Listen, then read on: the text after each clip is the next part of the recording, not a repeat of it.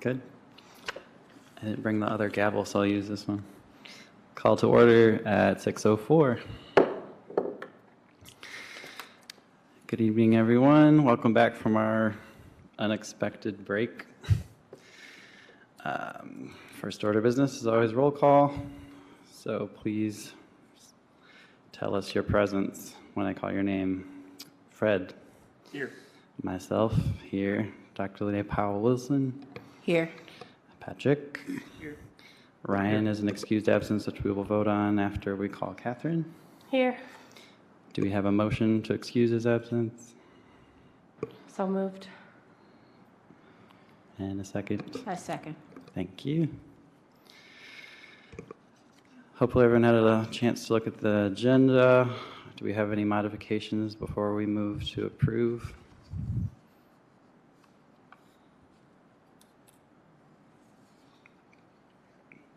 I see none. Move to approve. A second. And then we have to approve the minutes from our last meeting in September. Did any commissioners notice things that needed adjustment?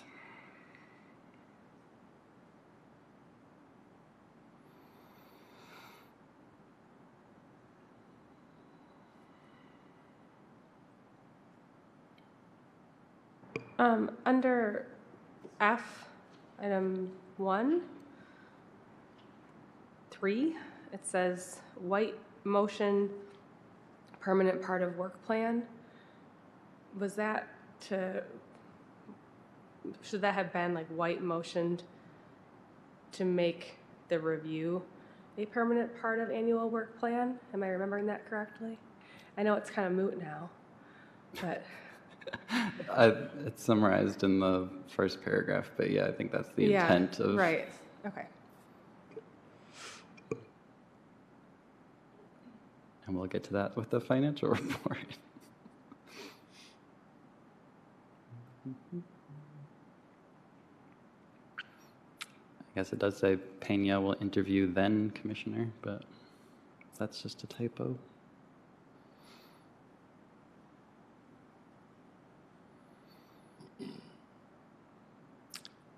Motion to approve. I move that we approve. Fred, use your microphone.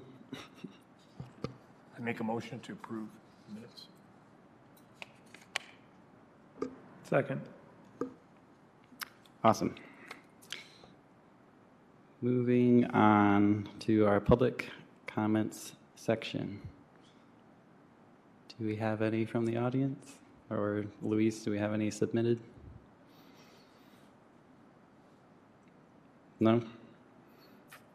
Okay. Then we will welcome our guest who is presenting from the Kalamazoo Community Foundation about the O'Connor Fund.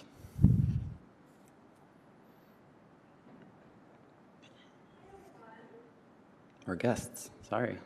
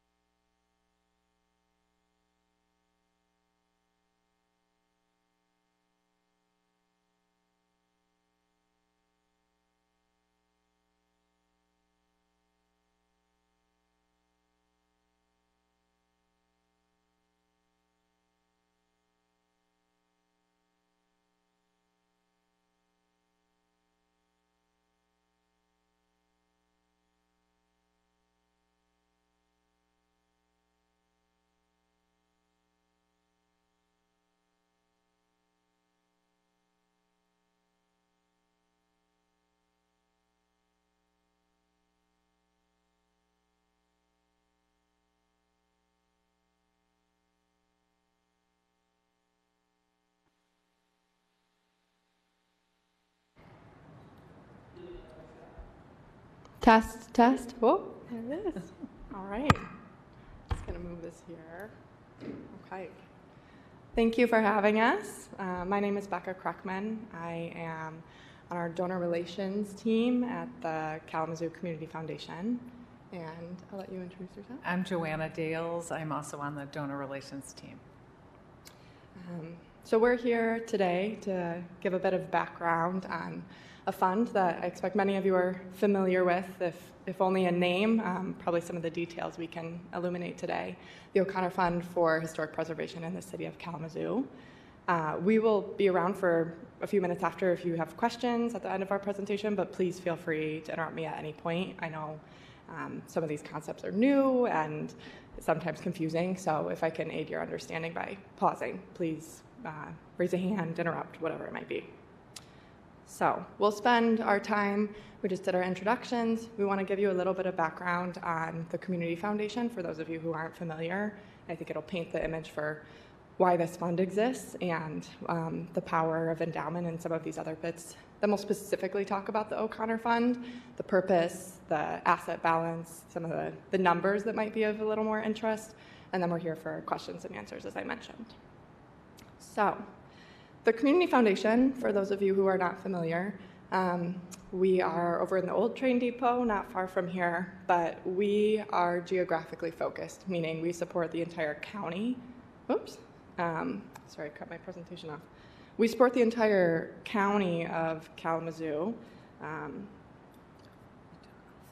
Okay, sorry, presentation cut. Support the entire county of Kalamazoo. Obviously, a lot of resources and a lot of attention to the city of Kalamazoo itself, but we've got folks who receive grants from us, organizations that have funds with us, and donors who give to and give from. It's not a touch screen, sorry. All over the county. We are also, can you see that? Okay. We're also community centered. We manage this balance between being available to support the legacies and interests and things that matter to community members now and in the past and in the future, and also as an institution being strategically invested in building a thriving community for all residents here. So we have a number of different fund types, which I'll speak about later, but that's helpful to understand kind of the role we play with regards to your group here and also just in general in the area. Finally, we're really established for growth. So in 1925, we're about to celebrate our 100th year anniversary, which is very exciting. But in 1925, we received our first gift from Carrie and W.E. Upjohn. It was $1,000. And the big thing with the Community Foundation, this is true across the country, but here as well, is that we grow funds and our mindset is toward the future. So it's not just about a gift at one point in time, but what that gift can become and what it can accomplish over time.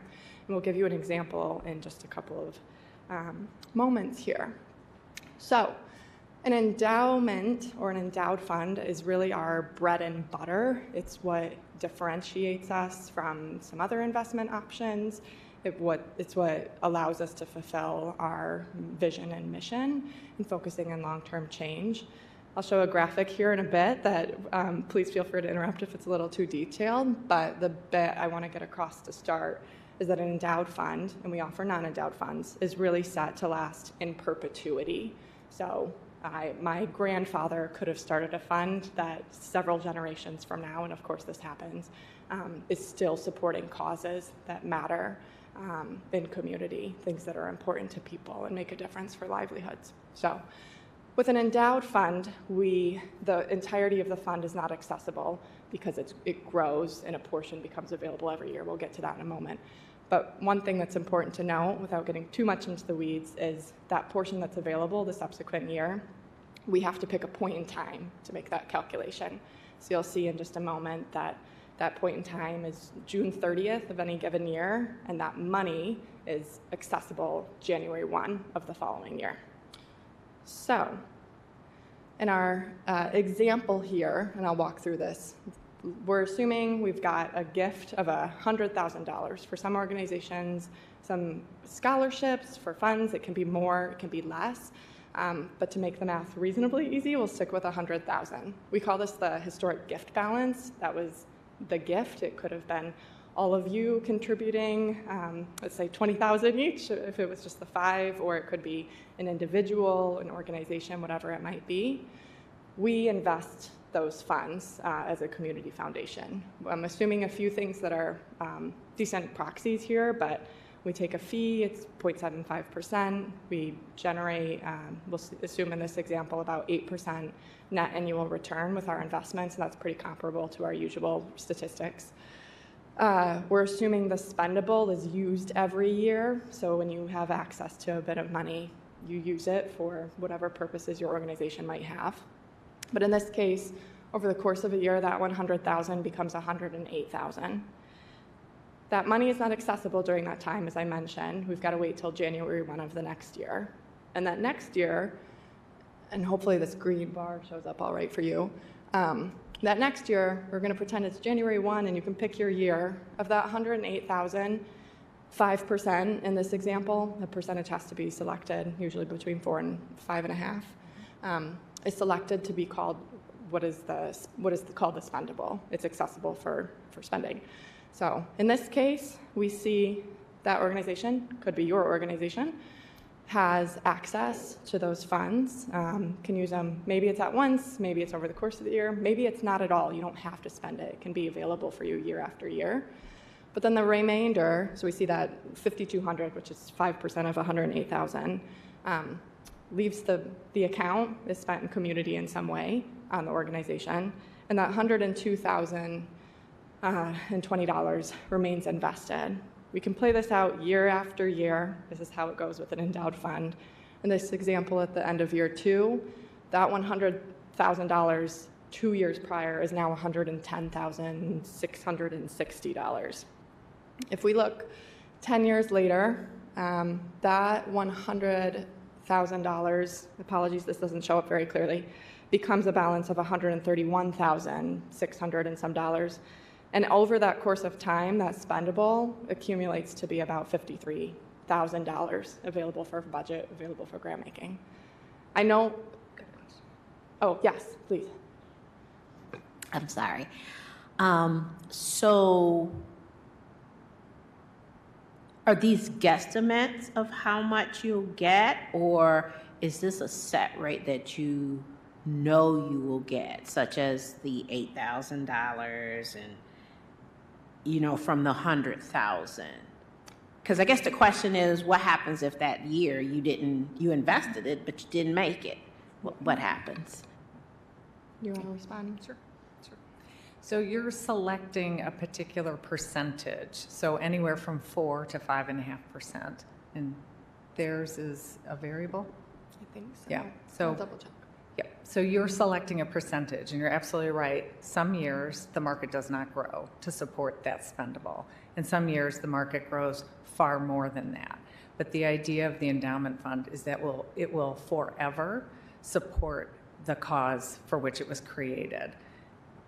So this is just an example over time. If the average were 8% and the spendable was used for grant making. So this is just illustrative. But real numbers went behind this to support. So the figures look different for this organization, also in part because we had to simplify it. The O'Connor Fund has received gifts, many, every year, so it continues to grow beyond the investment that the Community Foundation offers, but just the investment of the community every year in supporting that fund. The thing I want to note too, because you might be looking at these numbers and say, well, we started at 100,000 in this example, and the grant making at that point is 53,000. We might have had access to another 47 in the meantime. For all organizations, an endowed fund might not be the right tool, but if I had played this out 5 more years, after year 16 or starting year 16, over $103,000 has been made in grants. And then every year after that, it continues to grow and grow. It's a kind of snowball sort of effect. So that's important to note that endowed funds really have a long-term vision. And when this fund was created, which we'll get to in a moment, it was really kind of an act of generosity and forward thinking about how can we set ourselves up for success in the future. In this case, the Historic Preservation Commission. Okay. Benefits of an endowment, some of these things have been implied with what I've said already, can grow over time, really focus on that lasting support. It can be quite stable, and it's a nice option for individuals. All of us care about something, to be able to leave something like that when we're maybe no longer around, to know that whether it's a cause or a particular organization, can continue to have support in time. For not as relevant necessarily for this group, but we as the Community Foundation can facilitate complex gifts. So if someone says, I want to support the Historic Preservation Commission and I want to I want to give you my car, or give you this, what's the most interesting? My house, or an art collection, and all of these things we encounter every year. Knowing where to start and how to manage that is often a non-starter for a lot of organizations, and we can do that so that a generous gift can be in a form that is useful to an organization. Some additional benefits, maybe more pertinent to Luis, but accessing that money, knowing what the balance looks like. We have an online system. Distributions are possible throughout the year to get that spendable, as we noted before. Donors can add to the fund. That's very true with the O'Connor Fund. And the administrative details, we take care of at the Community Foundation. So a few important things to note with an endowed fund. This is true with all of them. The principle that $100,000 is not accessible. That's how we allow the fund to continue to grow. Doesn't mean you won't get more than what was invested over time, but for some organizations, that's an important thing to understand. For a designated, which is what we call this type of fund, an agency fund, usually they're started at $50,000, and we know that that's not always easy. This group has been blessed to have that in place already, and it's been in place for over 2 decades now, I believe. The spendable we already talked about, and this last part is really important. These funds always come with a letter of direction that says, here's how this fund is supposed to be used. Sometimes they're quite restrictive, support a particular program, support these sorts of things, can't support operations, whatever. This one is quite broad, really thinking holistically about kind of what we might need access to. So we'll spend a couple minutes on that later. With me so far? Okay, I know this can be kind of dense, so hopefully it's making some sense. This green is not showing up great, but I'll make the key points. We at the foundation offer what we call 5 different types of funds. You may or may not have heard of our scholarship funds. We have our unrestricted, which are really nimble resources where our grant-making team, with their expertise, can make great decisions about where the need is in community and respond to the changes over time. We have slightly more focused field of interest that are still quite flexible. We've got advised funds, maybe some of you have them or have thought about them in the future, where you can support all sorts of causes with one fund type. And we have what this fund is, which is called a designated fund. A designated fund is attached to support of a particular organization or agency. So this fund supports the Kalamazoo Historic Preservation Commission. It is not, any organization, that works in historic preservation. It's not broader. It is meant to support this governing body.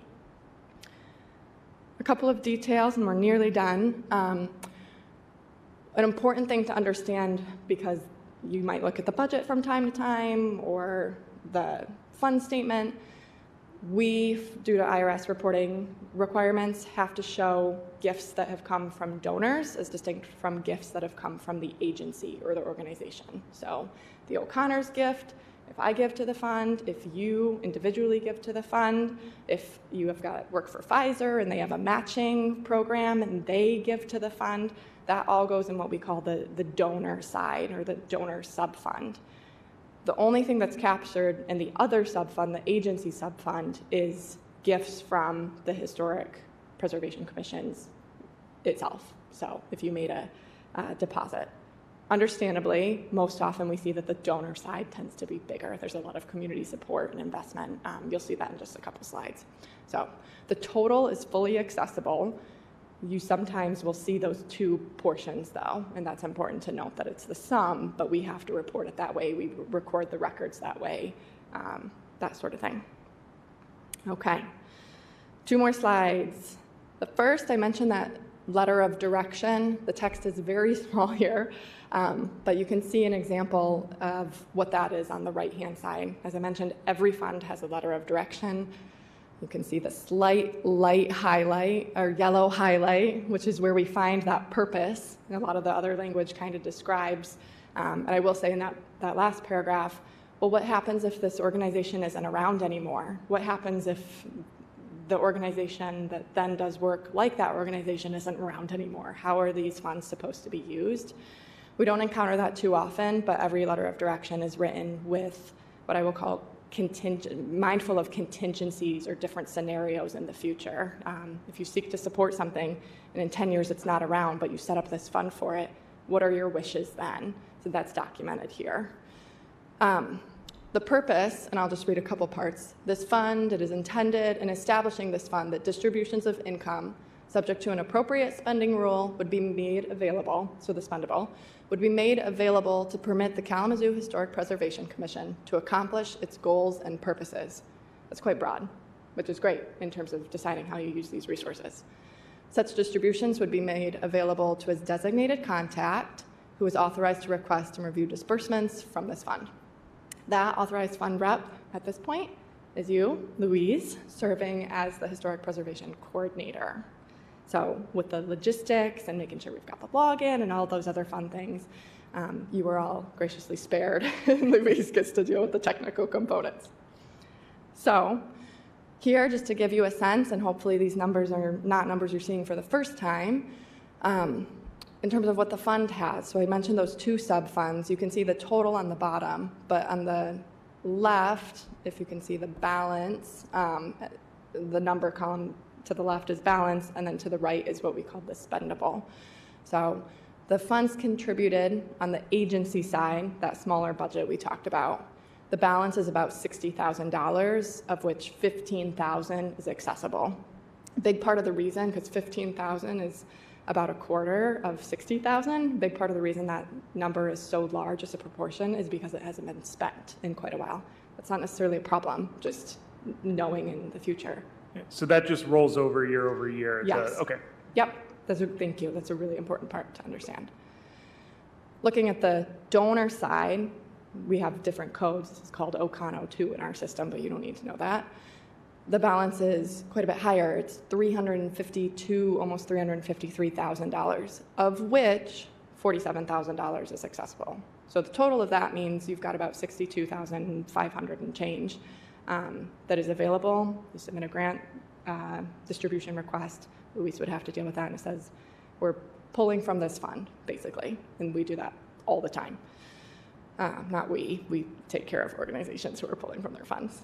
So grant making, I just spoke a little bit about that. I won't go into the details because we would work with Louise on that most often. And gifting to the fund, in case you all want to contribute or have folks you want to understand this a little bit better, we, as I mentioned, at the Community Foundation can accept all sorts of gifts, and we put them in the funds where folks wanted their gifts to go. So that happens with the O'Connor Fund all the time. I know end of year right now is a really big time, so we're seeing all the gifts come in, and this balance will continue to grow even now versus when I put these slides together a couple of weeks ago. I know this is a little bit lower than it should be, but hopefully nice to see some numbers here. So I will stop there. Any questions? That was incredibly helpful. Thank you so much to you both for coming, and to Louise for scheduling it. One thing that I want to make sure that I'm understanding correctly, it's been discussed at a couple of our meetings in the past, and you mentioned that the principal is not accessible, right? And of course, with the example that you used with the $100,000 historic gift balance, that principal was static throughout the period shown. But for the O'Connor Fund, because of all of the work that Pam does and the envelope stuffing that we help with sometimes, that principal grows, correct, throughout, which is of course what you're saying with this is a little bit lower than it is now. But that principal, even as it grows, that principal is not accessible. The gains on that principal contribute to the spendable account, correct, or spendable amount rather, right? I caught most of that. Sorry. Okay. Do you want to respond? Sure. Okay.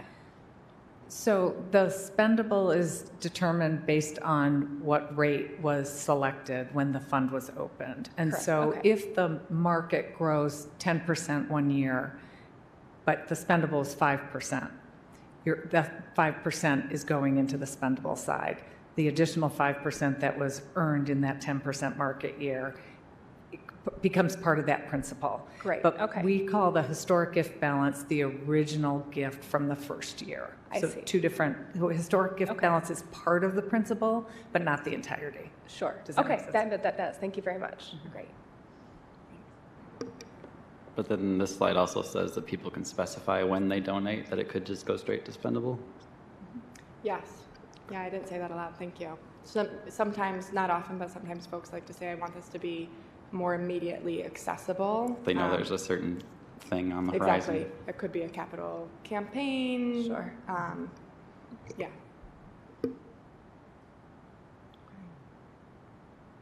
Not too many glazed over eyes, so hopefully it means we're all right.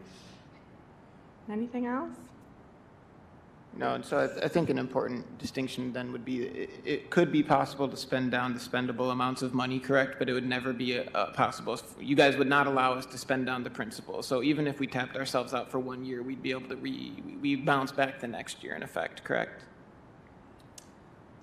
I think I'm understanding the question. So in this specific example, if you Yeah. had a need for $100,000, we could only release $62,551. And then for the rest of this year, we couldn't ask for anything else, or Correct. for the period, the next whatever the period is. But then we would not be able to touch the $400,000. So we don't need to be concerned as a group as ever being able to spend down the entire amount of money. Not that I think we're going to get into wanton spending, but and then obviously you folks are also there to help us kind of guide the spending that's going on as well, not from the substance of where we're spending the money, but saying, hey, maybe you've spent a third of your money so far. Look at what you're doing and don't spend any more, or something to that effect, right? Well, no, because you're the fund representative, Yep. and this fund was established specifically for your work. Yes. You have the authority to request to the full amount Yes. of the spendable. Yep. Yes. You wouldn't be able to stop me, but if I asked, hey, do you think this?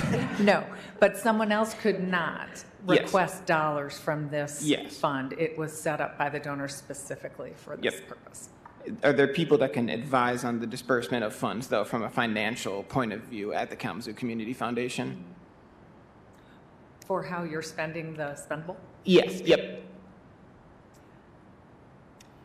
In terms of, I'm it's a certainly not a money person myself, so I think that, and we all, I don't want to speak for the entire group, but just to make sure that we're making smart use of it. But I guess if the spendable money is not anything that's collecting interest on it, then I guess there's not really a necessary worry in that regard, correct?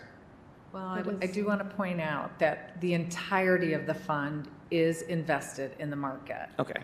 However, any gains or losses are only shown on the principal side, Okay. so that you are assured that you have that amount of money available to you. Okay. If that makes Thank sense. you. Yep.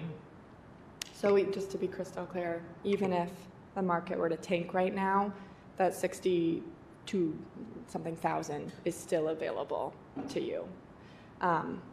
I did want to say to your question about the advising, this organization is unique in a way because for many organizations that have an endowed fund with us, they provide, I would say, a vital support to provide finances for programmatic staff or staff salaries, or getting programs launched. So the ability to think about could we leave the spendable for a while is not always a luxury that's available.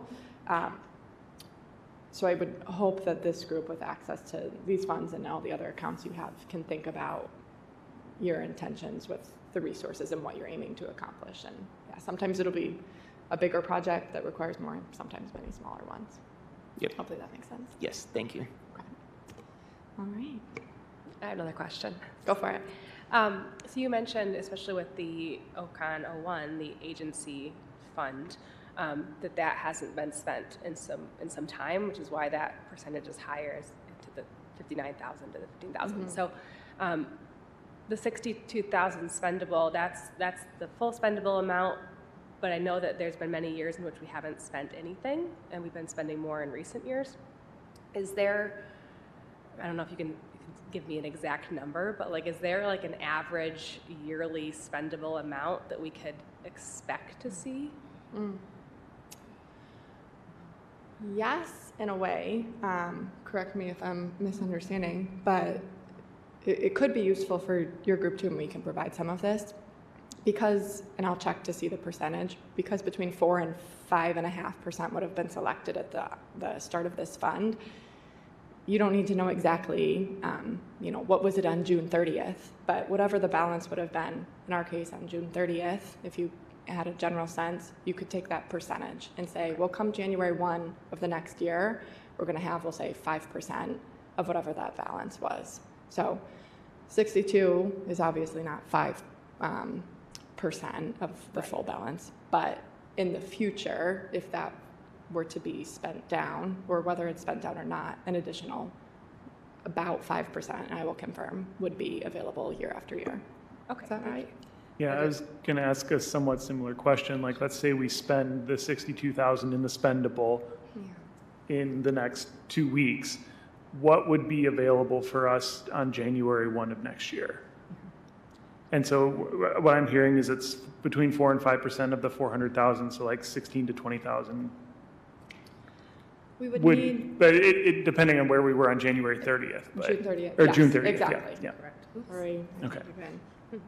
And also just to note that the Community Foundation does have an administrative fee that's 0.75% that is removed from that spendable Okay. when it comes out. So yeah, just trying to ballpark what we would have if we didn't have the spendable available. What it would look like year after year if that Yeah. 62,000 started again at Correct. zero. Correct. Yeah. I don't know with the market trends off the top of my head what it was June 30th, and if there was a big bump or a big decline, it would make a big difference in the number I gave you. I will follow up with that though, and every October-ish, sometimes November, we send what is called our spendable statement, which says, okay, to all the organizations, everyone with a fund, it's a few months past June 30th. We did the calculation. Once January 1 rolls around, here's the number you have access to. So I think that would have been mailed maybe to you, but I will follow up and just Okay. make sure it's handy. I'll have to dig through my office, but yes, I'm Okay. sure. That's great. Yeah, that would be good to maybe just keep an eye out for every fall. Roll that into maybe even like the work planning session for the following year. Yeah, I was Just going to a ask the thought. frequency of statements since we just established our new financial committee. I will know, and I think this is for you all to figure out the logistics of, but through that online portal that I believe you've used to submit a grant, you'll have constant access if for whatever reason you realize your meeting is at 7 p.m. and it's 3 a.m. or whatever, to pull fund statements where you can get the latest information with the balance, the spendable. You can see if you submitted grants, that deduction, our fee, you can see clearly what's been pulled out, that sort of thing. Okay. How many organizations do you support now? Do we support? Well, I'll let you answer because I'm fairly new. Support could be answered in a few different ways. So we have a number of, like this, a designated fund. I think we have 535 organizational funds like this. Could have been started by the organization, could have been someone like Pam and Terry. We also have, regardless of whether an organization has a fund or not, our community investment team does grant making. So we mentioned that unrestricted in the field of interest, we support, I don't know the number off the top of my head, but It's about 65 different organizations get grants through our, I'm going to call it competitive process, where they actually submit. It isn't from one of these funds, like a designated fund. It's for a fund that was set up for any purpose in the community. and then also probably not the answer you're interested in, but good to know. Those donor advised funds we mentioned as well are supporting organizations in the county, and I don't have the total again off my head, but some of them will be the same. We often get gifts from donor advised funds that I see go into the O'Connor Fund, but a lot of them will go to other organizations across the county too. Thank you. Yeah, thank you all. Okay. All right, we'll let you continue with your meeting. If anything else comes up, feel free to email us, and I will follow up with the spendable statement and the percent that had been selected.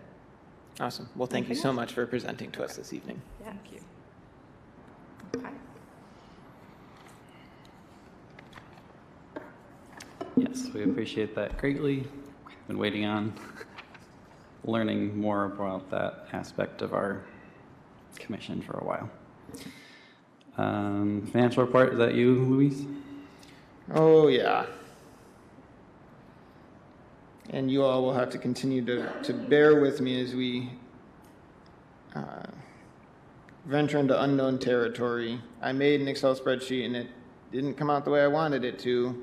And we're going to have to do some math together, which is always a fun exercise. But when we're looking at this, I had somewhat of a breakthrough in estimating, or not estimating anymore, getting numbers. There's only one number I need to get access to our actual balance system. So there's one number that was pulled from someone that they gave to me that I don't know where it came from, but I'll give it to you all.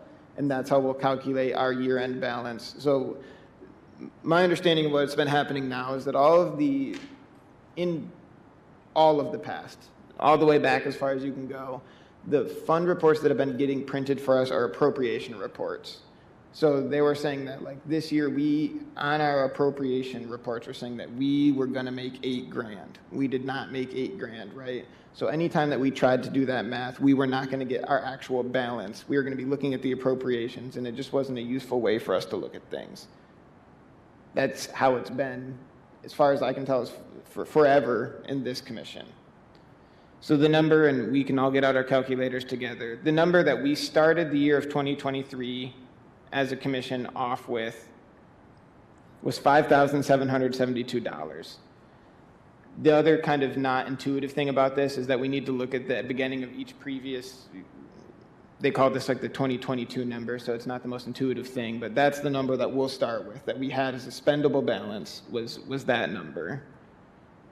Then we can start to do our normal thinking accounting math that actually makes some sense, right? So then we can look at our expenditures, and I've given you guys here just all of the expenditures that have happened. So these are like the list items of everything that we've done. So our expenditures are $1,381.46. So we can take that away from our 5,772. I don't know what number that's going to give you, but we're not done with the math yet. So bear with me a little bit more. Then we'll look at our revenues that we made. So we made $500 this year from both of our workshops that we hosted, $300 and $200. I'm only saying that because this one is much shorter than the expenditures list. And we can add that to the number of the 5,772, take away the 1,381.46. And if someone's doing the math at home, they can tell us what we got. 4891. So that is 4891. Well, that's rounding yeah. rounding up. Rounding, it sounds yeah. like so. It's probably I think it's 44,980.54. I think right. So 895.4.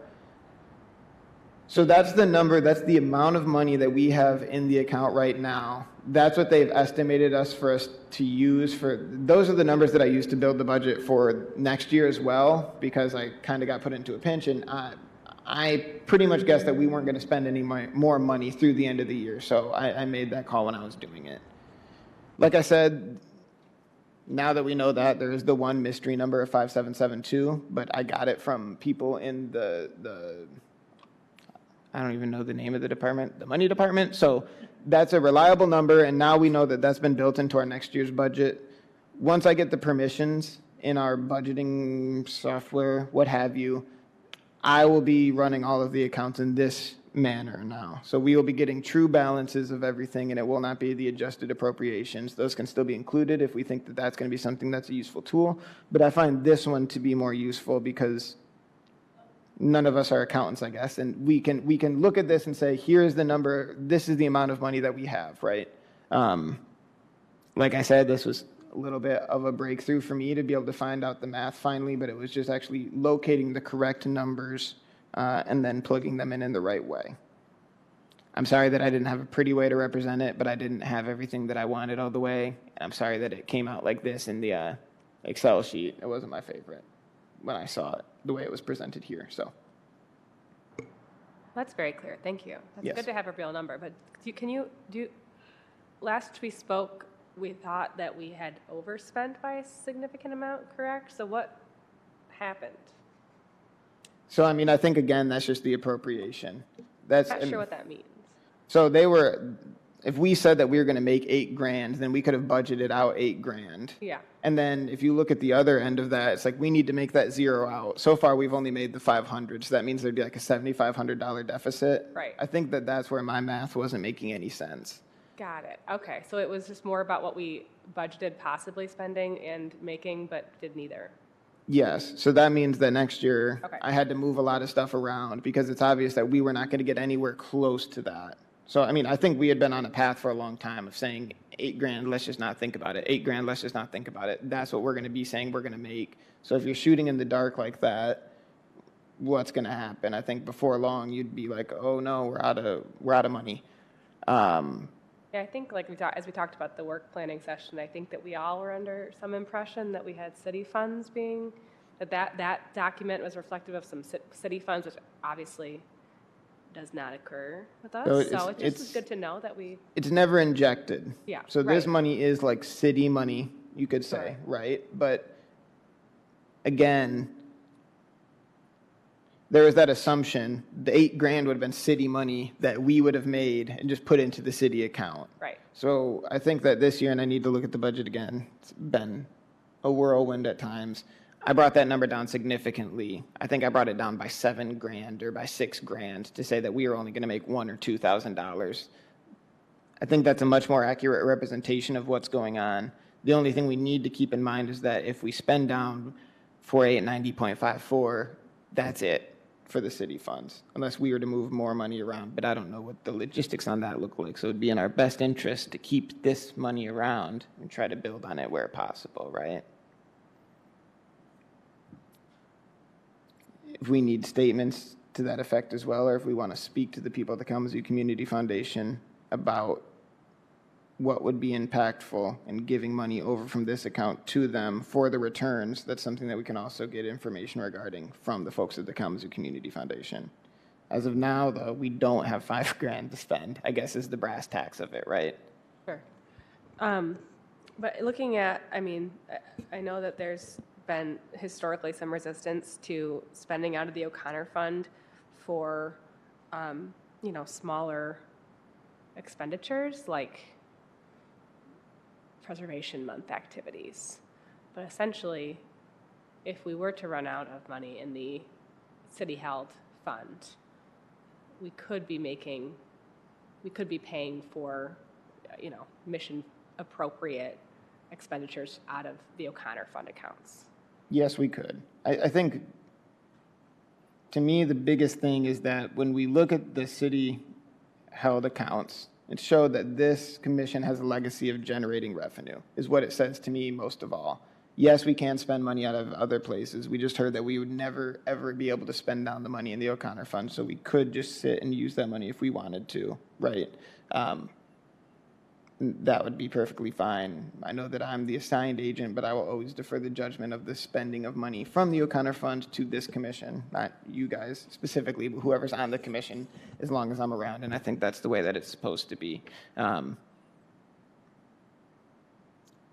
I'm not a soothsayer, so I can't predict what would happen in the future, but I think that, obviously the O'Connor Fund did not exist when the HPC was originated, so that's why it was there. There were revenue generating mechanisms for the for the HPC throughout the years. It's truly just a legacy thing, I suppose, at this point, if we're not going to generate any funds through sales. And obviously, it's up to you guys to kind of, this seems like, to me, a pivotal point in the finances of this commission, because there is a firm grasp. To me, it seems firmer than it's ever been before. So it is, you guys have the unique position of being able to kind of guide that ship and say, what do we want the next steps forward to be? I don't know if I call it firm at this point, but we're getting there.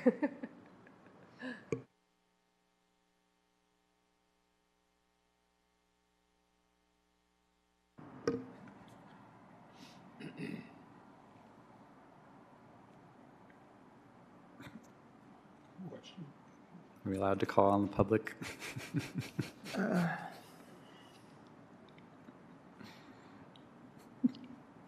Sure, if it relates to the O'Connor Fund, then yes. Okay. I don't know if that has much of a bearing on it, to be honest. Just like to give you something to think about. The O'Connor Fund is there for you to help you do your work. And it may be for a special project. It may be for your annual operating budget. But the purpose, one of the purposes that is not stated in the founding documents is that it was created because the city fund was not earning any income on the money that the commission was earning at the time. And this seemed to be a better way to invest that money.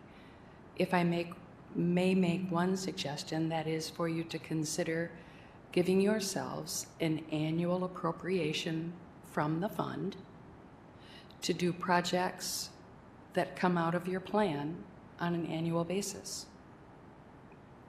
If you need more, it's there, unless it's $70,000. But there's still a fair amount of money there, and it is to help you do your work. You may request it for anything that helps you do your work. I made a comment to Luis in an email yesterday that when the pre-grant workshop is being held, and we were talking about scheduling and when it might happen, and if we could buy the attendees lunch. Yes, we can.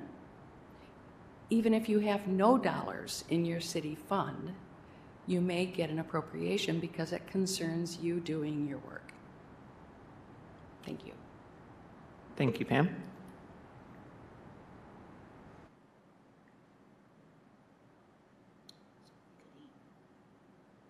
The microphone, please. I just said so we can eat. You all can make decisions of disbursements from the fund as you see fit, as long as it relates to the work of preservation in the city of Kalamazoo. Okay, so I think that, you know, we should sit down and think about all of the things that we would like to do and have planned for next year. Each committee, and, you know, map out the dollar amount that you're requesting, and then we can bring it to our January, where are we? Are we in December? To our January meeting, and then we can, you know, make that decision, you know, how, you know, if we're gonna use it or not, or choose it. But, you know, such things as, you know, when we have a group meeting, we should eat, you know, put that in there. And, you know, outreach. Have we talked about outreach? Have we talked about, okay, we're not selling anything now, but what about in the future? You know, next year would be the planning stage and designing or whatever we want to do in preparation for 25 to start selling. So, you know, all of that, I think we should all come to the table at January with what we would like to do and have that discussion so that we can start weeding out things. And technically, from my understanding, so you can say 2,000 from the Kalamazoo County. What am I trying to say? Mm-hmm. Okay. But it really doesn't matter, because if we need more, we can just get it from the O'Connor Fund. So if you think that saying 8,000 make it look like we're making a lot of money, okay, that's fair. So the 2,000 is fine. I want to say a couple things. First of all, I think that I'm always available to come to subcommittee meetings, and those kind of discussions about how things will be used, I think is best in a divide and conquer way. We have the work plan stuff, and there's no assignments of names, and we can do that tonight, or at least work on it. I don't like to put pressure on the folks.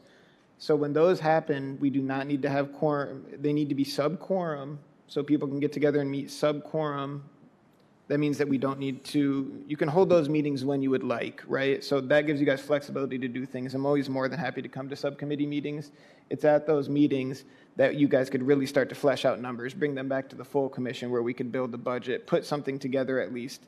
It's probably more realistic to look at February because I know that these next couple months are going to be kind of hectic with the holidays. But I think that's a wonderful idea of let's start to carve the rock a little bit and see where do we want to be. Can we get some rough estimates of numbers?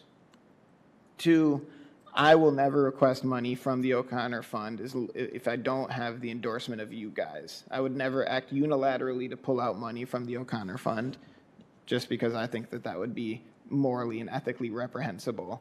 And 3, the overvaluation of things that were in the city account just were a problem for basic accounting issues. At the end of the day, like if we did overvalue it and we ran out of money, I don't think they would let us spend more than we had because they'd probably be like, well, we're not going to give you any money. But, you're right. I just don't want us to ever conflate the two. And right when I started, there was some conflation of the O'Connor Fund and a reserve fund and the O'Connor Fund at the Kalamazoo Community Foundation. So I think like starting to pull them all apart, looking at the numbers is great. Again, I fully endorse and am fully available to come to any subcommittee meetings that we can look at finances. And I think it's a great idea to do that on the subcommittee by subcommittee level and understand what do we think we're going to need for this year to spend. So, sounds wonderful to me. But this year we're late. But going forward, I think that needs to occur like in August, September, so that we're ready for the new fiscal. You know what I'm saying? When I don't know if late is the word that I would necessarily use. When does that fiscal start? It's October here? Which fiscal? The city. I guess to me, that one doesn't matter as much if we know how much money, we know how much money we have going into next year. Okay, well, that's what I'm saying.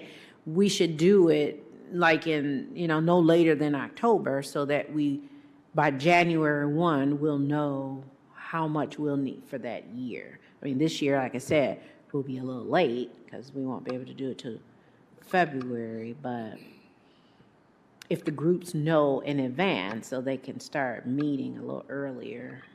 Yeah. Again, I just want to frame things in the positive, not the negative. I don't think that we're late. We can look at the $62,000 that we have from the O'Connor Fund to use in a informed way to spend things. Also, if we do things in October, we need to make the very firm discernment of the money that is held at the city and the money that is held at the O'Connor Fund when we're talking about the money to understand, just to make sure we're all on the same page. If we stopped in October and took a snapshot, that means there's no more money being spent if we were going to budget it in that capacity, I guess. No, you wouldn't stop. It would stop in December. But I'm saying for us to start planning, the groups, we need to start before October so that we can come to the table October, November, and, pitch our ideas or what have you, so that we can get the approval from the group. Mm-hmm. And then you'll have time to do what you need to do for disbursement or. Yeah. Okay, yeah, that's what I'm saying. No, it would take it all the way to the year, but it's just the planning. Mm-hmm.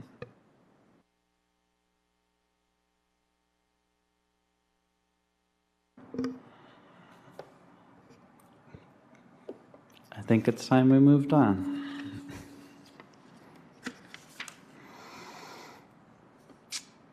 Next in our packet is the Section 106 report for quarters 3 and 4.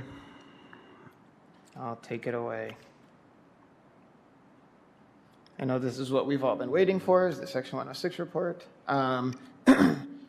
This is way behind, so you guys, because I'm not very good with quarters, but I think this would have been October that it would have really been due. So I've given you guys just up to this point of what we've done. There's nothing really of note to me through here, throughout anything. I think it's all, I don't want to say common, but it's all the stuff that I've seen before. Again, just as a reminder to everyone, here in the city of Kalamazoo, there's a programmatic agreement that allows me as the Historic Preservation Coordinator to review Section 106 work, which is when federal funds are being used on properties that are in the National Register or National Register eligible. I'm allowed to review them so long as, to make a long story short, they're associated with HUD, I think is the shortest way to put it. So that's what all of these projects are. I can either approve them, ask for more information, or I can say, you know, this will have an adverse effect, and then there'd be something that, there'd be a long process after that. Generally, there's not an adverse effect on the properties. So if there's anything that jumps out at anyone that you want to ask questions about, or just feel free to let me know.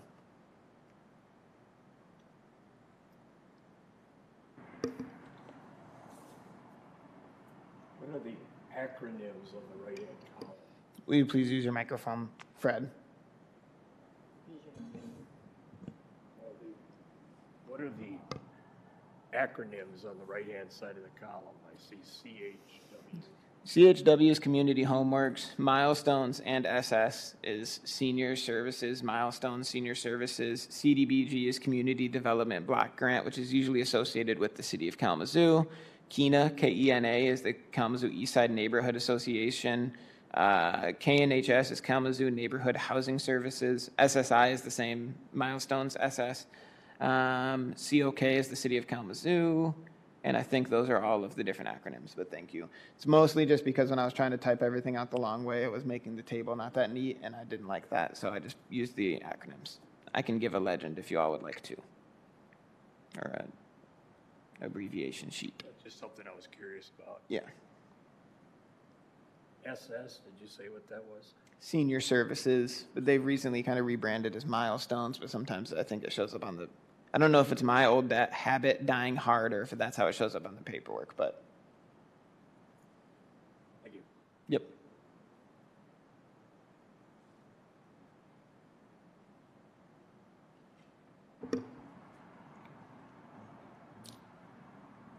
Are we all good with that? Checkbox. Okay. Connor Fund Organizing Committee report. That would probably be the page submitted by Pam. Okay. Nothing to add unless we have questions. I assume that you all have taken the time to read through this stuff. I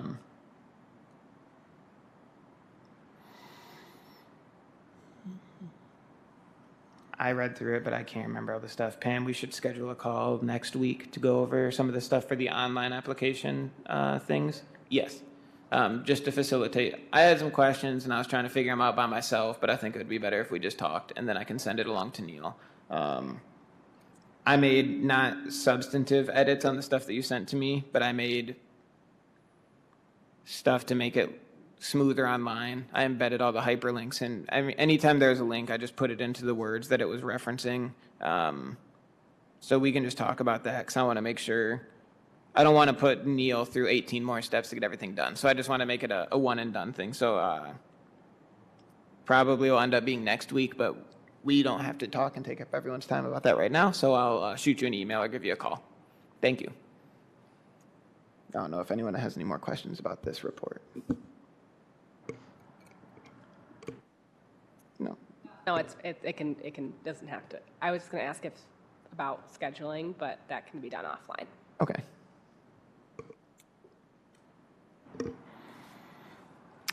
All right, then. The next page is about a proposed gift to support the conference here in Kalamazoo happening next year. Pam, do you want to say anything, or do you use the same deal as the last one? Okay. So the ask on this one, and I assume everyone read, is, but for the proposal is that the Kalamazoo Historic Preservation Commission consider making a gift in support, a gift of support in the amount of $2,500 from the O'Connor Fund. The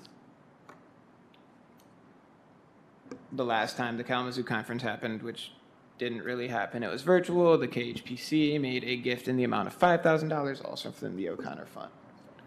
Do we have an idea what the money would be used for at the conference? Is this to like support bringing in a speaker or scholarships for people to come and be a part of it? Or do we have any idea what that might be?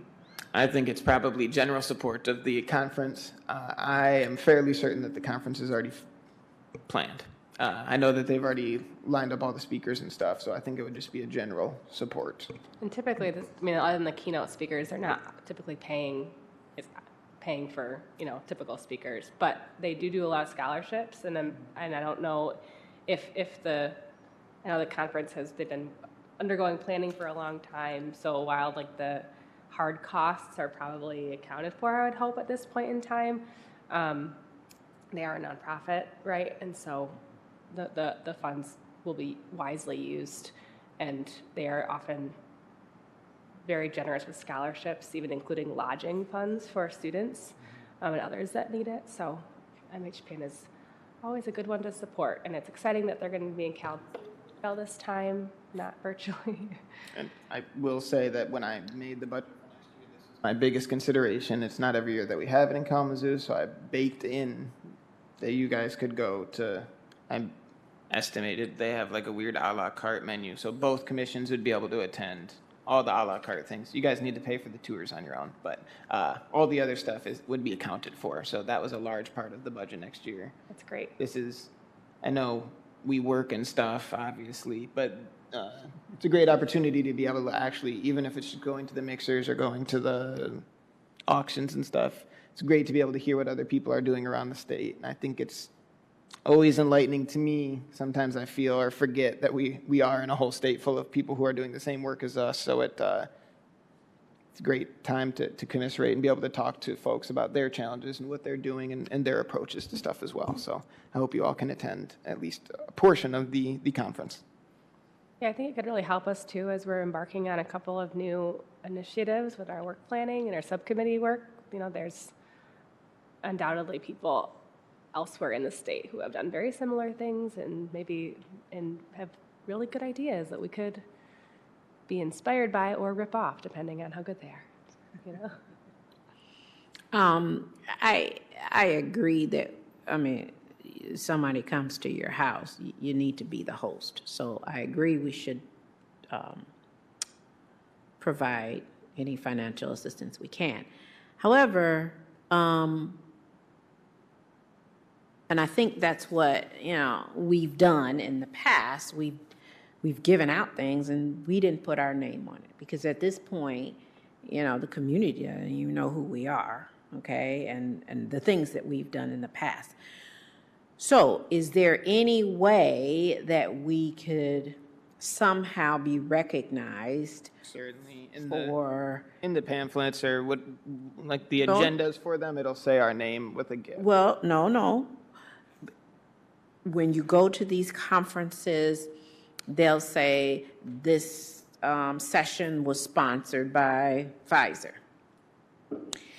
This booth was sponsored by whoever.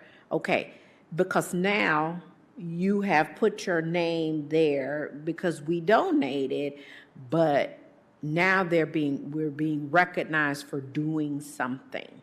Not just put our name in the brochure, which most times ends up in the trash, okay? But somehow, how can we be recognized? Because that's something I think the commission needs to really focus on as part of their marketing efforts to put our name out there of what we have done.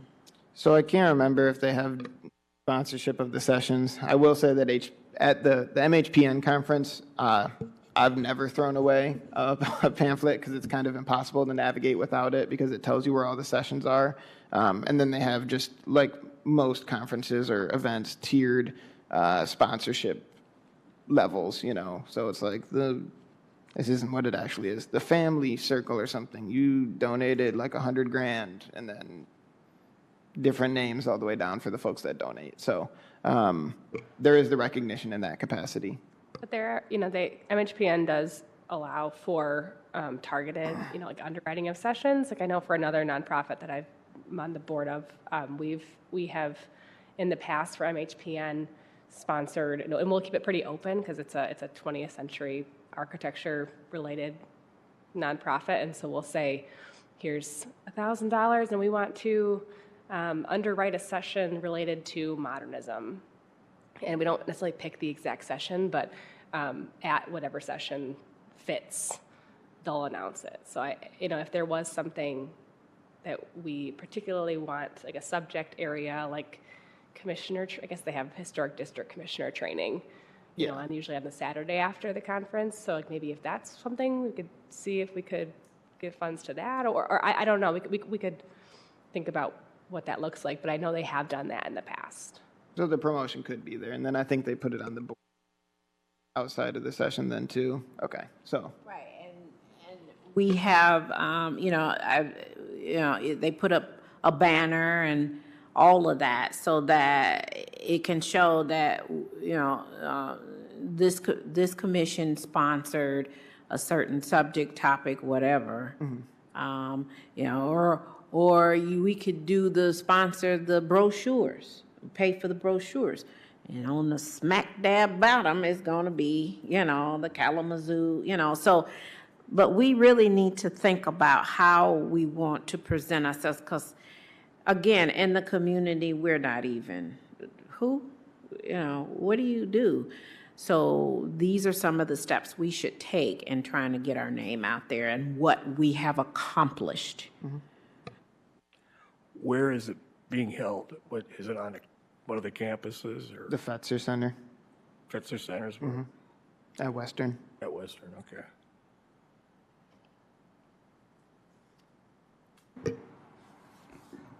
So we are the host city, but we are not the hosting organization to dictate how they present their sponsors. But I think we could certainly submit a request with our gift. Yes. But in any regard, it would support the mission anyway, because it's coming from the O'Connor Fund, I'm assuming, and that's dictated already that it has to support historic preservation. Yep. But since it's a money matter, we need an official motion, right? I move that the Kalamazoo Historic Preservation Commission donates $2,500 to the 2024 MHPN conference to be held in Kalamazoo. Second it. Okay, thanks. And then we do a roll call vote. Is that good enough wording for the record? Yeah, to me, it's fine. Okay. I almost said Community Foundation, but let's No, and I think it's fine. And, Lene, when I submit that request, I've been working with the president or past president, Janet Krieger, who's very involved with MHPN, so I can let her know, hey, the commission would like the recognition in some capacity. What are the levels of recognition that we can be afforded for the gift that we're giving? So I'll make sure to do that. Thank you. I mean, are we talking more about this, or are there updates about this in general as it leads up to the event, or? No, it's, I can talk about it in the commissioner report Okay. for you guys, so. I think we need to do a. Right. Okay, sorry. I just wanted to touch on it before we moved on to a No, different that's okay. topic.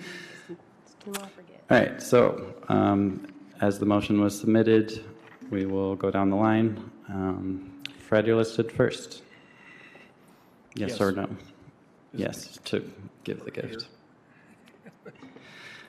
Myself, yes. Lene, Yes. Patrick, Yes. Ryan is absent. Catherine, Yes. thank you. So the motion passes for the contribution to the conference. Awesome. Can I read one thing really quick I found on their website that might help you, Lene? It says, on the website, it says sponsor recognition. They sent out 8,000 brochures. Our sponsors are recognized on the website and Facebook page and social media, e-newsletter, and on the conference landing page. Also, during the conference on signage and in PowerPoints, and when sponsors are thanked in sessions, tours, and special events. So it seems like they have pretty ample sponsor recognition. Just But, nice. But we need to, that they do that for every donor, okay? So how are we apart? When I go to conferences and you're in their city, okay, they put up, a whole fanfare. Welcome to our city. And, you know, what are we going to do as the whole city to welcome that conference and let them know we're here and this is what we support? I mean, that's just another name on the list. That's not, you know, many people don't pay attention to that. But I guarantee when you go to some of the sessions and they say, oh, this was sponsored by Pfizer, you're like, oh, really? Okay, that's nice, you know. So just, you know, I get that they have their sponsorship page and all of that, but there are newer ways and more current ways of how to get that recognition and be separated from the rest of the pack. So, and I just believe, you know, you have people come to your house, you want to welcome them, okay? So this is our house. How are we going to welcome the people to our house? Just some thoughts. I've been to a lot of conferences, and I tell you, they coming up with all kind of creative ways to put those major companies out in the forefront. In a similar strain, where there'll be volunteer opportunities where we can be involved in the operations? Yeah, generally the volunteer opportunities are used as a way so you can offset the costs of attending the conference. But if you guys have altruistic motives, you're certainly more than welcome to volunteer. Those usually go out just when the conference is ready to get completely launched, and at the registration online, they have a sign up for volunteering, and then they will assign you. MHPN is a very well-oiled machine by this point. So they have everything pretty streamlined online for all of the opportunities to get involved with the conference.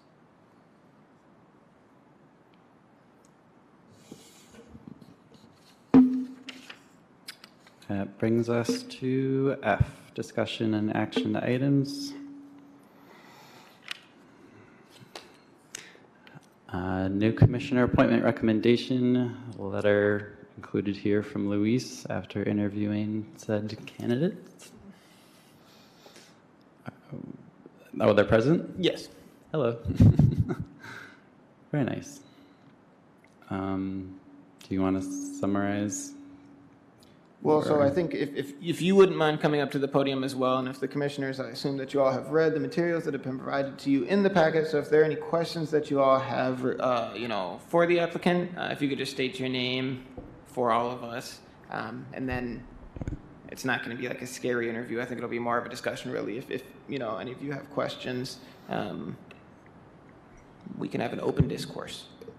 Okay, yeah. Hi, everybody. My name's Kayla Akina. I have lived in Kalamazoo for 4 years now. My background is in history and historical archaeology. Currently, I work with the Matchi-Benashewish Band of Potawatomi Indians, also known as the Gun Lake Tribe, in their Tribal Historic Preservation Office. And so in my position, I review a lot of the Section 106 projects that we get for the National Historic Preservation Act. And then I also review, you know, focus on the like below ground archaeology topics associated with these projects, but then also help our tribe with projects on tribal lands and just help our office make sure that, you know, there aren't any historical properties or sites that can be affected by those projects. So, yeah, I can answer any questions. I'm really happy to be here, and just, yeah, thanks for considering my application. For your patience with our schedule. I know that we had a couple cancellations, so I appreciate you sticking in there with us as well, and your attendance at this meeting tonight to be able to answer questions that the commission might have. I think that this is a great opportunity for everyone to get to know each other, at least to scratch that surface. So.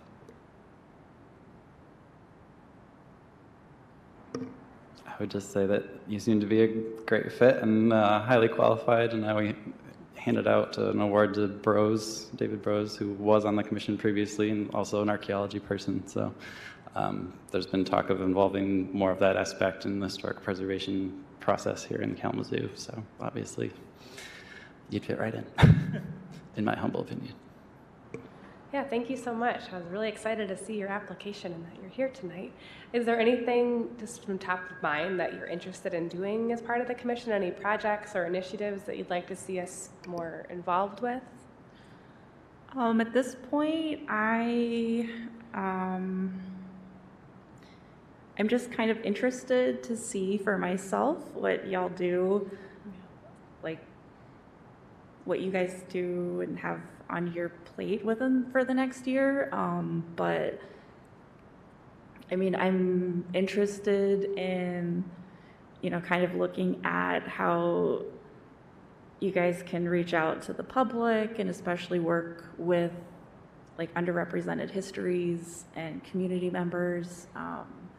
So I'm interested in that, and then just kind of like, I guess, seeing, what kind of nominations come up within the city for, the National Register. That's great, thank you. I didn't mean for that to be like a pop quiz or anything. Yeah, no worries.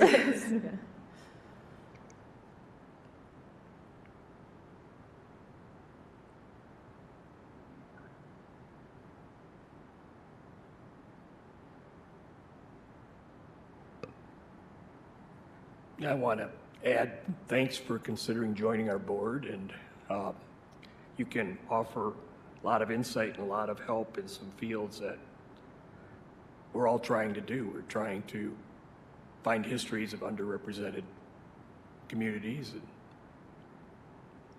some of the history of Native Americans and all. And I look forward to working with you. Thanks.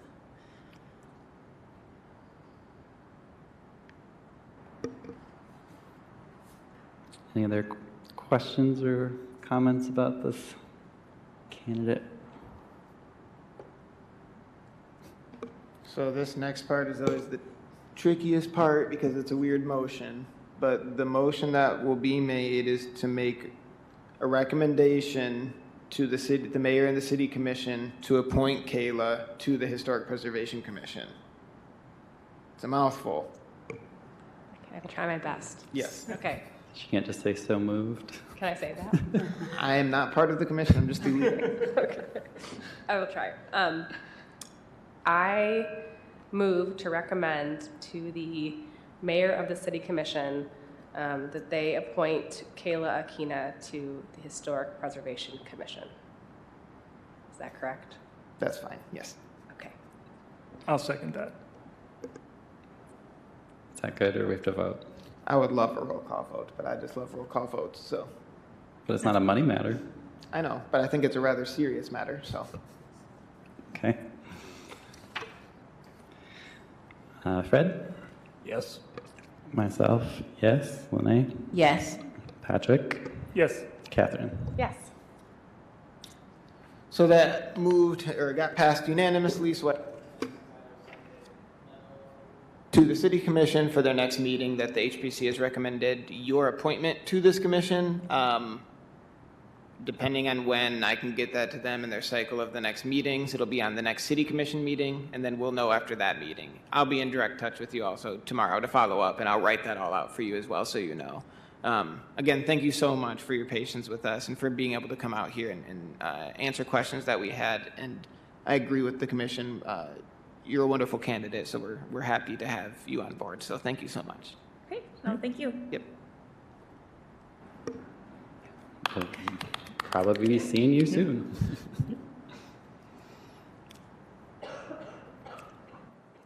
And just to reiterate, it is a 3-year position, or is it based on start, or is it based on vacancy, or? 3-year position as far as I know. So yes, 3-year appointments. Should you serve voluntarily for that term? All right, next order of business. We talked about this last time. Are there further changes to the programmatic agreement, or? No, and this kind of a very large deal as well. So I know that we've been rather delayed. This is serving as the public opportunity to make comments on it. I don't think that the public is here to make any comments on it. It's not the most exciting reading, so I'm not offended in any capacity. But I don't know if any of you if there's been more comments that have developed in reading it since September. If not, I'm going to continue the process to get this all reinstated.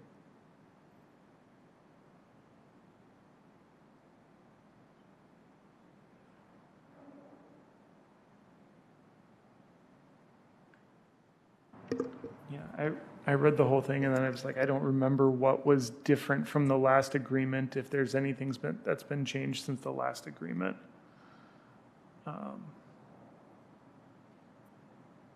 Some of the biggest things are dates. I kind of changed the entire, I modernized, in my opinion, the conception of what the survey should encompass, because since the last programmatic agreement has been drafted, I think that we have more concisely codified with the state of Michigan what a historic above-ground survey encompasses. So I updated some of that language.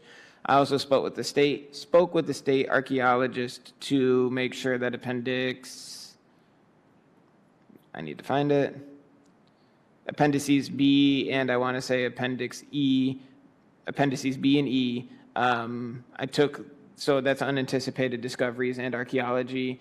That language was pretty much given to me by the state archaeologist because the last iterations of appendices B and E were not very current, so those were both changes in there. Those are the biggest changes that I can think of right now. And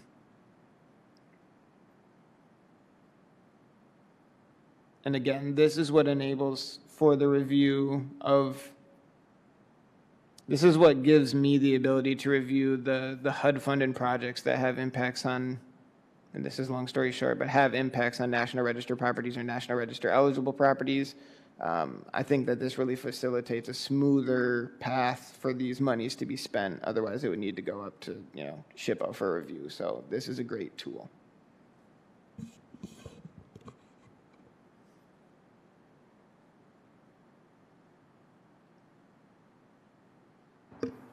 So more or less, one might say this dictates how they delegate duties to you.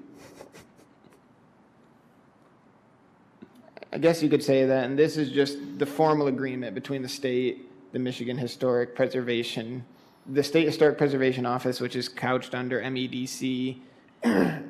It's what the formal agreement to say, yep, the city has an in-house person that can do this. The other change was that I think the last iteration of this went for 5 years. I am stipulating that I want this one to go for 10 years, this programmatic agreement, so. So if there's no comments from us, you just need my signature to proceed at some point? Yes, unless people have comments. It's long, I know, so sorry. Okay then. If you have anything further, contact Luis. And then the results of our work plan meeting, is that what's, gotta scroll in the packet. So these are like, and if I miss some incorporations of edits, please let me know, but this is essentially Catherine's document that she sent. I mean, it was based on, it was. No, yeah. I didn't just make it all up. Okay. No. Okay. I vacillate on whether or not I want to put you guys on the spot and say, hey, you need to be assigned right today into commission groups, or if I want to give you guys the time to be able to decide that for yourself. I hate being put on the spot, so I hate to put folks on the spot, but I also want to make sure that if we agree not to do it tonight, we can set a firm date where you guys can get the information to me, and I can get 100% responses from you. Since we only have 5 people, I don't think that should be an overwhelming commitment. So I'll leave it up to you all. Those are the 2 options that I'm going to present you guys with, is either we'll decide tonight who we want the subcommittees to be, or we'll decide and you guys can report back to me at a date that you all determine. So. Well, and can I also say that there are some substantial changes from the work planning session. I mean, when Louis sent out the initial document, I think you captured a lot, but you were, having an active conversation as well as typing, and then the laptop dies. So and so I went through and tried to capture kind of the things that we were talking about and create some more specificity. And then Pam looked at it as well and gave a lot of suggestions as to how to, again, make it a little more clear and actionable. And then also got back to that like core value alignment and ordinance duties alignment, which was nice to kind of make sure that what we were talking about actually has a connection, a tie back to both those core values and our ordinance. So all that to say, I'm hoping that everyone kind of looked through this, and if I'm curious if you feel as if it adequately captures what we talked about in October at the work planning session. If you think I took too many liberties, that's also okay. Or if I didn't capture things correctly, I didn't mean to send it to all of you and be like, this is final, right? It was more so just I think it's very clear what is expected, what each committee needs to do, and by when. That's an improvement from what we were working before. I got it turned over here. I think it's very clear explaining what the committees will be doing and objectives and the time when it needs to be completed. So that gives us a really good guide.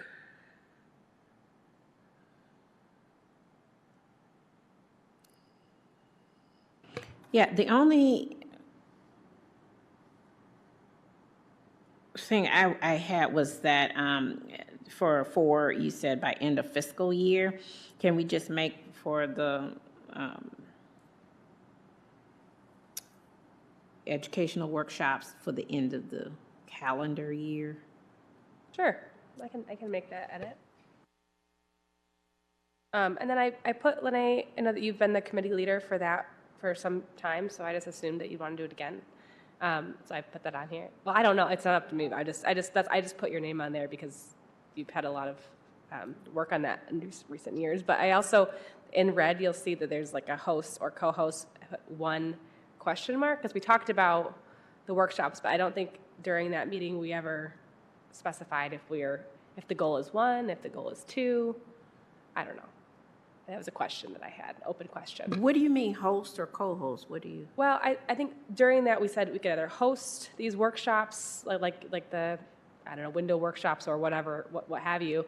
But during that meeting we said that we could also co-host, so we would collaborate with another organization. So I think it's just like, do we want to have one window workshop? Do we want to have more? Like, how many workshops do we want to do? I don't know.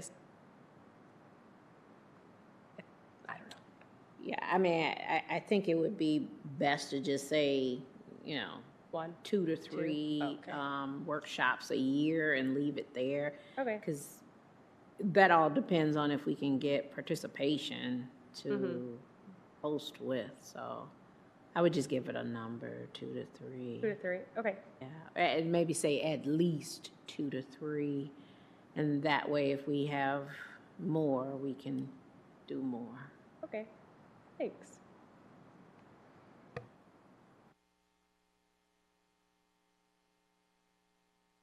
And then you may have noticed that one goal that we hadn't talked about in October was added on, which was goal 8. And it was one that after we left, I remembered the City Hall Local Historic District that was started. And so I had Pam, I couldn't recall the exact steps that needed to take place yet to kind of get that moving again. So Pam wrote up all of that here. So that is one that we didn't talk about, but it felt like we've committed to that. So it seemed like a good idea to put it on the work plan, because it is work that we have been doing and we are continuing to do. Does that make sense? Okay. I didn't want anyone to think I was just like adding things willy-nilly, because I felt like we should do them. So it's not going anywhere because it's taken too long? That's not my understanding of the situation at all. We haven't had a public hearing of that yet, so.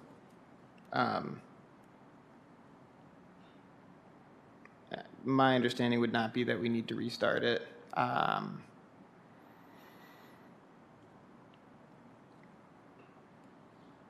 Yeah, I mean, nothing else is going to happen this year, as we have 2 weeks left in the year primarily of that, so I just appreciate all of your patience with that. That's been an interesting one to untangle, all of the ins and outs of everything that's happened with that.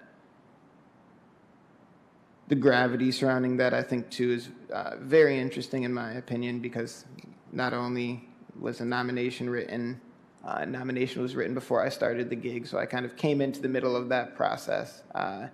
We are nominating not only the first government-owned building in the city of Kalamazoo for a local historic district, as far as I can tell, but we are also nominating kind of the heart of the municipal government as well.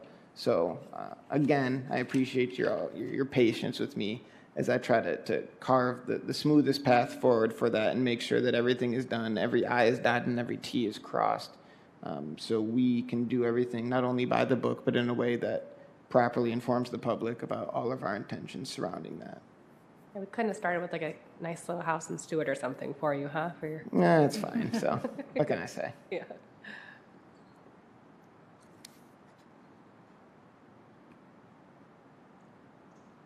Well, it's good to include since it's been on the docket.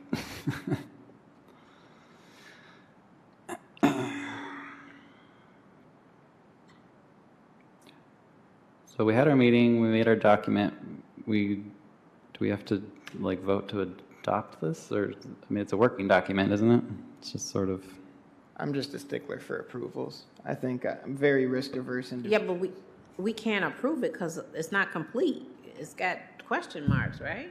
Okay, well, we can continue to modify it then. Yeah. Well, I mean, one thing, if we were to, I'm writing down the edits that you have said so far, and if we wanted to go through, if you feel ready to commit to subcommittee work and like put, because some of the question marks here are for committee members and for committee leads. So that's something that you wanted to do now. We could talk that through, and I could reflect those changes in my notes, and we could approve it as amended. Or we could wait. I don't know. What do you think, Luis? Not trying to shirk any responsibilities, but this is truly up to you all as a commission to make a decision on. People are always welcome to vote no on anything, and this is why the action items are set forth, as we maybe recall from our training, our lovely 3-hour training. So someone can set forth a motion about the adoption, and if the noes have it, then it would not be adopted as amended. If the yes have it, then it would be adopted as amended. From the conversation that I've heard here today, I think it would probably be better for people to go home, digest it one more time before they commit to any subcommittees. I also agree with what, Lene, you're saying, that obviously there are some holes that need to get filled in still, right? To amend on top of that, I think that what Catherine is saying is also true, that some of those holes probably need to get filled by the subcommittees themselves because they're who's going to do the work on it. I think that the beauty of having the subcommittees is that it means that work does not get done on a monthly basis. There's a lot of things that if we're ever trying to move the needle on them, they're probably going to have to get worked out a little bit more frequently than on a monthly basis. So that's the beauty of the subcommittees, is that they're able to eat and, well, maybe eat, but they're able to meet on that more frequent basis than monthly, would be my input. So yes, I think there's still some things that need to get filled in. I think that they could be filled in by subcommittee members, and I think that it would be most beneficial for all of us, for comfortability and probably for efficiency of time, for people to decide on what subcommittees they would like to be in outside of this meeting so they can sit down and digest. I win outside of this week. You say outside of this weekend or Outside of this meeting, meeting? yeah. And by when? By, I'll leave that up to, I don't want to impose upon that onto you. And I'm not trying to shirk, but I think that you guys made this document, so you guys have the best idea of like is waiting till February too long for us to decide for the subcommittee members? My opinion would be yes. Is getting it to me by tomorrow too late, too soon rather? It's probably too soon by tomorrow because I wouldn't do it tonight after I got out of the meeting. So someone could throw out kind of a comfortable medium. I mean, What if, I mean, I'm happy to continue to edit the document and send it back out. I agree that I would like, it would be nice if in the January meeting, we could vote on this, and that way we can start the year fresh and really kind of get moving on the committee work, because I think we all are anxious to do that. But maybe it's something where, while it's top of mind in the next week or so, we could send an email out and people could think about which committees they would like to be on or lead or whatever, and I could reflect those changes in the document and we could have it ready for approval in January. How does that sound? When, I like that. Yeah, go ahead. I was just saying, I like that. Yes. When would the new board member, Kayla, come on? It'd be January?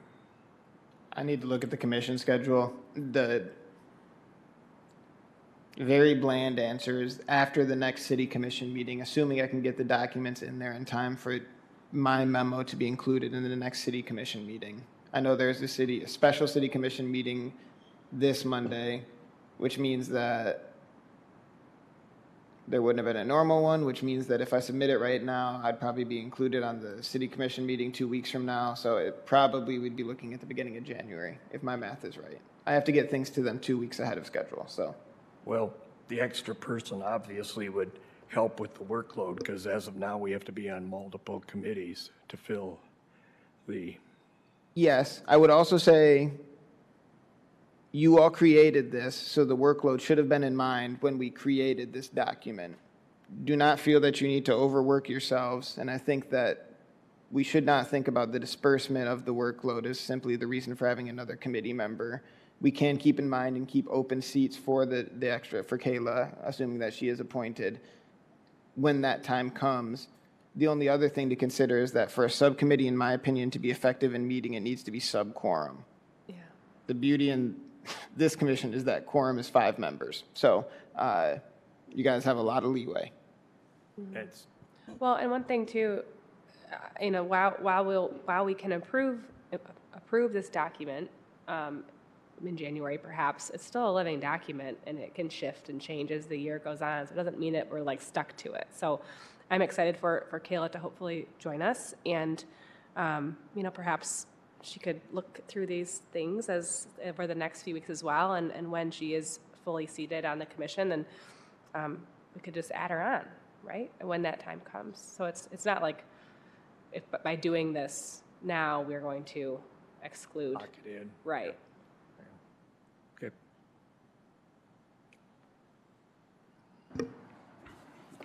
Makes it easier to set meetings up if you have fewer people on the subcommittee as far as getting meeting dates agreed to. Yeah, and I think that, practice makes perfect in all things, right? So I think as we continue to look at these, there might be times too, and we start to realize, dang, we couldn't get all the subcommittee members, but we could get a majority of them, and we can't continue to postpone because it's not working out, right? So we'll find a time where we can get a majority of the subcommittee members to meet, and then we'll have some subcommittee meeting minutes that we'll send out to that subcommittee. Compromises always have to be made. I do agree that when you have more members, it makes it hard. And I think that those are the balances that we'll have to find through this practice of working with these subcommittees and reinvigorating them, right? Because less subcommittee members makes it easier to coordinate, but that does then make that balance of work go up substantially. Those are inverse, really, to each other. So I think that you all will be able to see, how do we make it work? What subcommittees do I want to be on? Is 5 too many? 5 is a lot of people to coordinate, and it has to be less than 5. But, so like 4, you divide up the work a lot better, but that also means that it might be a little bit harder to coordinate time-wise, right? I think that those things will be clearer once we get going on it, hopefully in January is what it sounds like. Can non-board members be on the subcommittee? That was the way it was. Mm-hmm. Okay. not more than a quorum of the people sitting at the dais here today can be together as the HPC without it being noticed through the Open Meeting Act, unless you were to meet by happenstance, or there was I need to read the Open Meetings Act again, but I think, or unless there was a very distinct understanding that you are not meeting as the KHPC. So Does that count people that aren't on the board? that counts people sitting at this dais right now. So you could people that have are on the historic. Three people off the board because If they're not, yeah, three on the board. And if they're not part of this public body, then you don't need to worry about the So for quorum. example, Fred, like for the O'Connor Fund, of course Pam is on it, right? She does most of the work, let's be honest. And she's not currently a city commissioner. And then, of course, we have the O'Connor Fund grant making committee. Is that what it's called? Yes. I had the sinus infection I'm sorry. And that has numerous people on the committee who are community members who vote on the grants received through that fund, that project, but none of them are on the commission. I think the only person that votes that is on the commission is me on that committee. Does that make sense? Yep. Yeah. But I just wanted to be clear, it was the same as last year. Yes, the rules have not changed in that regard. Sorry if I don't mean to talk in circles, but I just want to be very precise with what I say. And that one is one that obviously that's the law, that's the Open Meetings Act, but that also is one that really should matter a lot to everyone, I guess, because that really promotes transparency in the government. We are still a branch or a pseudo branch of the government, so I want to make sure that we are being transparent. We're not trying to subvert anything about openness with our meetings.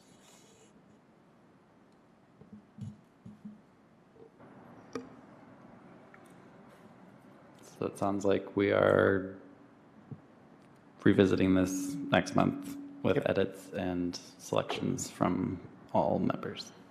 So are you going to email me with committees of selections, or are you going to think about it and we're going to discuss it in January? What's the preference? I wasn't sure. I think we should have our selections before the meeting in January.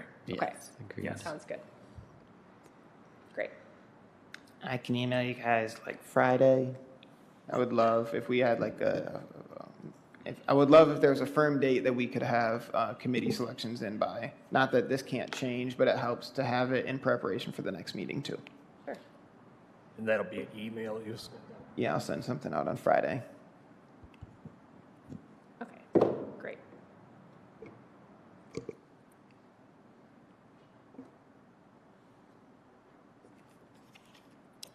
Okay.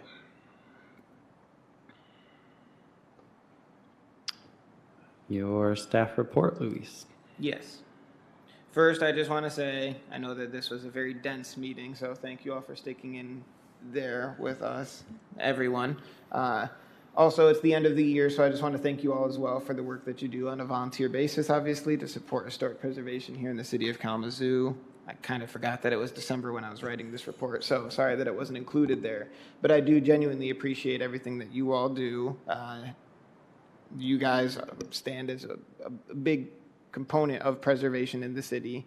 And as a volunteer, I think that that's saying a lot. So, give yourself a hand unless you don't like to give yourself a hand, or you can do it in your head or whatever. But the work does not go unappreciated at all in the community. So thank you again.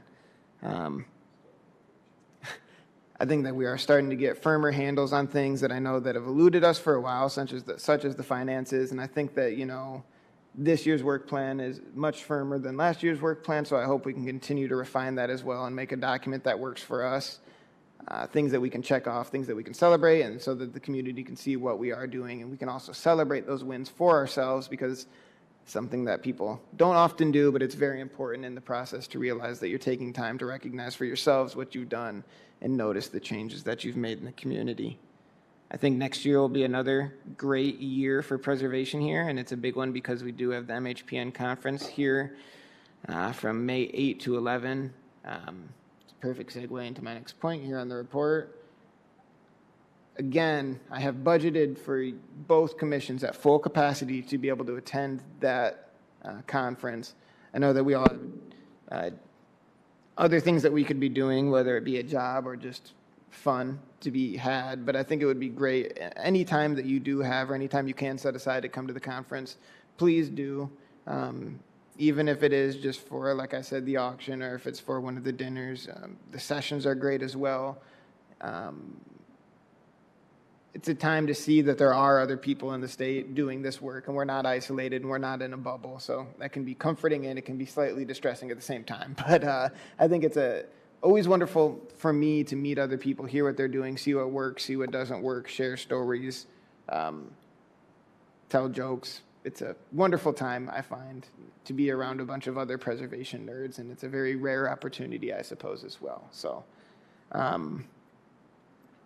the reports here at the end of the year for the numbers, I'm not sure how much different they are than last year. I think that, and I can run it, I feel that I've had more HDC hearings this year than in the past, just trying to make sure that I strictly adhere to the standards and guidelines and stuff. That's probably why, and I think from the change from Sharon to I, that I'm probably, like I said, a little bit more, still learning the ropes. I'm probably taking more stuff to the commission than she did, which I don't really see an issue with. Overall, right now, we've had 105 cases and generated $4,360 in permit review fees. For the city. Yeah, that's one part of the accounting I still have not delved into all the way, but I'm pretty sure that's where that goes. So, yes. Just clarifying. No, yeah. Stating again for the record. Quick question about, sorry, that was a lovely report. Quick question about the MHPN for the registration. That's wonderful that we could all go. That's really great, especially since it's here. It'd be fun if we all went.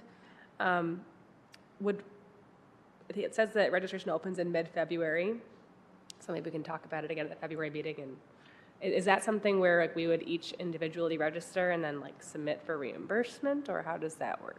No, I would just pay for it out of the account. Oh, okay. We need it in January to re-register us all for our yearly dues or whatever. Yeah. I can't remember the amount of that, but then that would also give us the cheaper rates. That's how I calculated everything for going to the conference. So we'll do all that. And then, like I said, it's just in the city's budget. So I'll just work with the money people at the city to make sure that we get all of those a la carte days paid for. And then you should all be registered. So. Awesome. Thank you.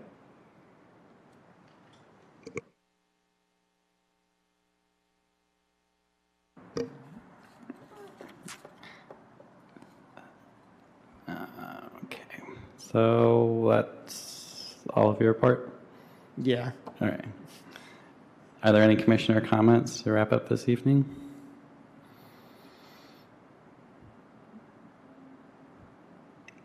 None seen. Let's adjourn. Thank you all. Happy holidays.